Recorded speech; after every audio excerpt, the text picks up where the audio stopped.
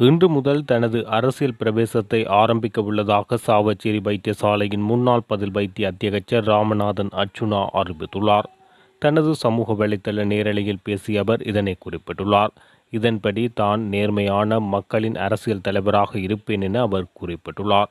இந்த நிலையில் விரைவில் புதிய அரசியல் கட்சியை தொடங்க உள்ளதாகவும் பிறிதொரு கட்சிக்குள் சென்று அவர்களின் கொள்கைகளை மாற்ற விரும்பவில்லை என அவர் குறிப்பிட்டுள்ளார்.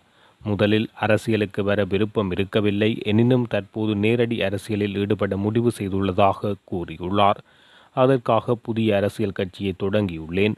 அதில் இளைஞர்கள், படித்த மக்களை இணைத்து கொண்டு உண்மையான அரசியல் ஒன்றை செய்ய உள்ளேன். இந்த நிலையில் எனக்கு நிதியுதவி செய்ய விரும்புகின்றவர்கள் என்னுடன் நேரடியாக தொடர்பு கொண்டு வழங்குமாறு கோரிக்கை விடுத்துள்ளார். தமிழுக்கு அழகென்று பெயர், அதுபோல் நாங்கள் அழகான அரசியல் ஒன்றை செய்வோம் என அவர் தெரிவித்துள்ளார்.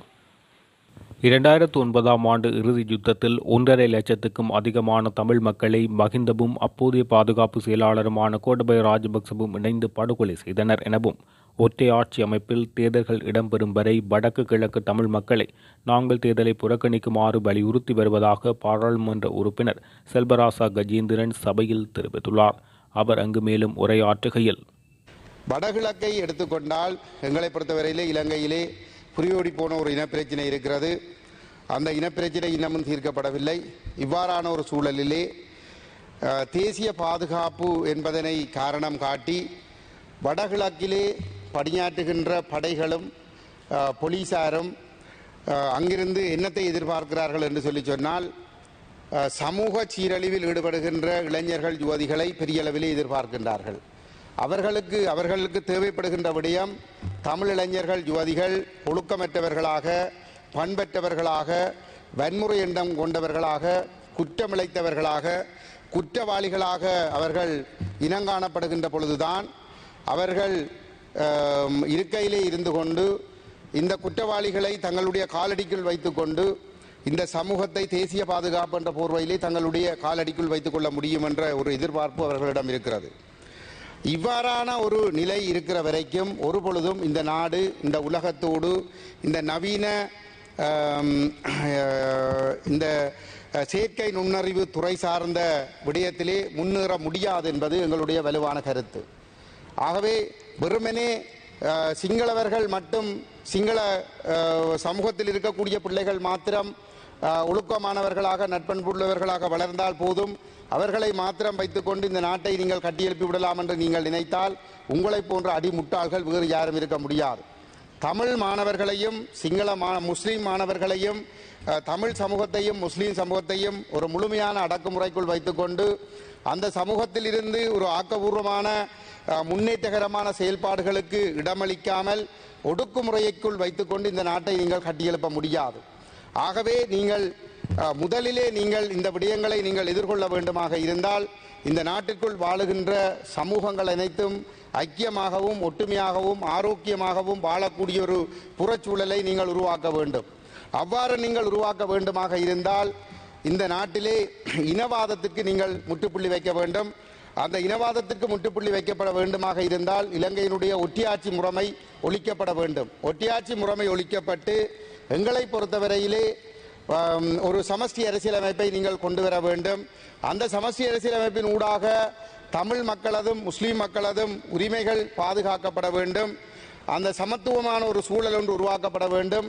அதனூடாக மாத்திரம்தான் இந்த நாட்டை நீங்கள் ஆரோக்கியமான வளர்ச்சி பாதையிலே கொண்டு செல்லக்கூடியதாக இருக்கும், ஊழலை கட்டுப்படுத்தக்கூடியதாக இருக்கும், அதனூடாக நாங்கள் முன்னேற்றத்தை நோக்கி செல்லக்கூடியதாக இருக்கும். அந்த வகையிலே நீங்கள் இந்த பாராளுமன்றத்திலே கோடானு கோடி நிதியை செலவிட்டு இந்த விவாதங்களை நடத்தி கொண்டிருக்கின்ற இந்த முயற்சிகளிலே ஆக்கபூர்வமான மாற்றங்கள், முடிவுகளை நோக்கி நீங்கள் செல்ல வேண்டும்.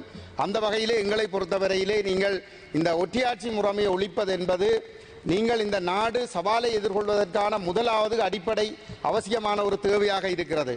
எங்களை பொறுத்தவரையிலே இன்று நாங்கள் உரையாடி கொண்டிருக்கின்ற இந்த நாள் எங்களை பொறுத்தவரையிலே ஒரு மிக முக்கியமான ஒரு நாள். 41 வருடங்களுக்கு முன்னர் எங்களுடைய தேசத்தின் மீது இலங்கை தீவு முழுவதும் பரவலாகவும் குறிப்பாக தமிழ் தேசத்தின் மீதும் ஸ்ரீலங்கா இராணுவத்தினரும் போலீசாரும் சிங்கள காடியர்களும் கூட்டாக இன அழிப்பை கட்டவிழ்த்துவிட்டு பல்லாயிரக்கணக்கான தமிழர்களை கொன்று கோடானு கோடி சொத்துக்களை அழித்து ஒரு மிகப்பெரும் இனப்படுகொலை கட்டவிழ்த்து விடப்பட்ட ஒரு காலப்பகுதி. வெலிக்கடை சிறையிலே 58 தமிழ் கைதிகள் படுகொலை செய்யப்பட்டார்கள். குட்டிமணி தங்கத்துறை என்கின்ற 2 இளைஞர்கள் கண்கள் தோண்டப்பட்டு கொலை செய்யப்பட்டார்கள். அந்த சம்பவத்துக்கு பிறகு நேற்றைய தினம் நீதியமைச்சர் இங்கே மன்னிப்பு கோரினார். ஆனால் அதற்கு பிற்பாடு 2009ஆம் ஆண்டிலே 1.5 லட்சம் மக்களை கோட்டாபய ராஜபக்ச பாதுகாப்பு செயலாளராக இருந்து மஹிந்த ராஜபக்ச தலைமையிலே இங்கே ஒரு மிகப்பெரும் படுகொலை ஒன்று நடைபெற்றிருந்தது, இனப்படுகொலை நடைபெற்றிருந்தது. அவற்றுக்கெல்லாம் எங்களுக்கு நீதி கிடைக்கவில்லை. எங்களை பொறுத்தவரையிலே நடைபெற்ற இனப்படுகொலைக்கு ஒரு சர்வதேச குற்றவியல் விசாரணை வேண்டும் என்பதில் நாங்கள் குறியாக இருக்கிறோம். ஆகவே நாங்கள் சிங்கள சமூகத்தோடு சேர்ந்து இந்த நாட்டை கட்டியெழுப்புவதற்கு தயாராக இருக்கிறோம்.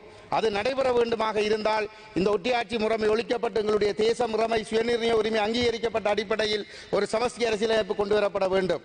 இப்பொழுது ஜனாதிபதி தேர்தல் ஒன்று நடைபெறுமா இல்லையா என்பது தெரியவில்லை. ஆனால் அதற்கான நாட்கள் நெருங்கிக் கொண்டிருக்கின்றது.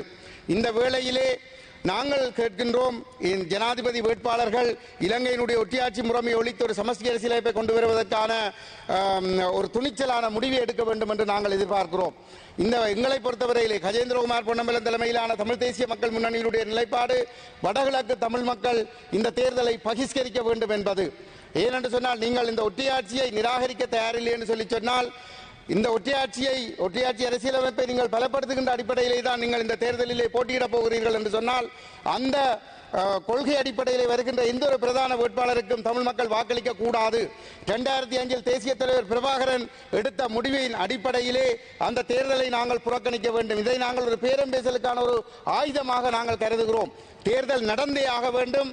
அது நடைபெறுகிற பொழுது நாங்கள் அதை புறக்கணிக்க வேண்டும். புறக்கணிக்கிற பொழுது உங்களுக்கு எங்களுடைய வாக்குகள் தேவை என்று சொல்லி சொன்னால், நீங்கள் எங்களுடைய கோரிக்கைகளை ஏற்றுக்கொள்ள வேண்டும் என்பது எங்களுடைய அணுகுமுறையாக இருக்கிறது. இவ்வாறான ஒரு சூழலிலே தமிழ் மக்களில் பெரும்பாலானவர்கள் இன்று இந்த ஜனாதிபதி தேர்தலில் வெறுப்பு விரக்தி அடைந்திருக்கிறார்கள். வெறுப்படைந்திருக்கிற ஒரு சூழலில் அந்த மக்களோடு சென்று தேர்தலுக்கு வாக்களியுங்கள் என்று கேட்க முடியாத நிலைமையில் வடபகுதியில் இருக்கக்கூடிய சிவில் அமைப்புகளையும் அரசியல் தலைவர்களையும் வைத்துக் கொண்டு பொது வேட்பாளர் என்கின்ற ஒரு சதி அரங்கேற்றப்படுகிறது. இங்கே ரணில் விக்ரமசிங்கவுக்கு 2 ஆண்டு காலம் கால நீடிப்பு வழங்க வேண்டும் என்று சொல்லுகின்ற வடகிழக்கை சேர்ந்த நாடாளுமன்ற உறுப்பினர்களே அங்கே பொது வேட்பாளர்கள் வேண்டும் என்று சொல்லி பொது ஒப்பந்தத்திலே கையொப்பமிடுகிறார்கள். இது ரணில், சஜித் பிரேமதாசா, அனுரகுமார திசாநாயக்க இந்த 3 பேருக்கும் ஒரு பொது தேவை இருக்கிறது. தமிழர்கள் பகிஷ்கரிப்பு என்கின்ற ஒரு ஆயுதத்தை கையில் எடுக்க கூடாது. அவர்கள் இளைஞர்கள் என்கின்ற அடையாளத்தை நிராகரிக்கின்ற ஒரு நிலைமை வரக்கூடாது. அப்படியானால் இந்த தேர்தல் பகிஷ்கரிப்பு தோற்கடிக்கப்பட வேண்டும் என்பதற்காக இந்த பொது வேட்பாளர் என்கின்ற ஒரு நாடகம் அரங்கேற்றப்படுகிறது. நான் முடிக்கிறேன். எங்களை பொறுத்தவரையிலே இந்த தேர்தலை வடகிழக்கு தமிழர்கள் முற்றாக புறக்கணிக்க வேண்டும் என்பது எங்களுடைய நிலைப்பாடு. அந்த அழைப்பை நாங்கள் விடுக்கிறோம். நீங்கள் தமிழர்களை அரவணைக்க வேண்டுமாக இருந்தால் ஒட்டியாட்சி நீக்குகிறோம் என்கின்ற அறிவிப்பை நீங்கள் வெளிப்படையாக செய்கிற பொழுதுதான் இந்த தேர்தலில் பங்கெடுப்பதா இல்லையா என்ற முடிவை நாங்கள் எடுக்க முடியும் என்று இந்த இடத்திலே கூறி விடைபெறுகிறேன். நன்றி.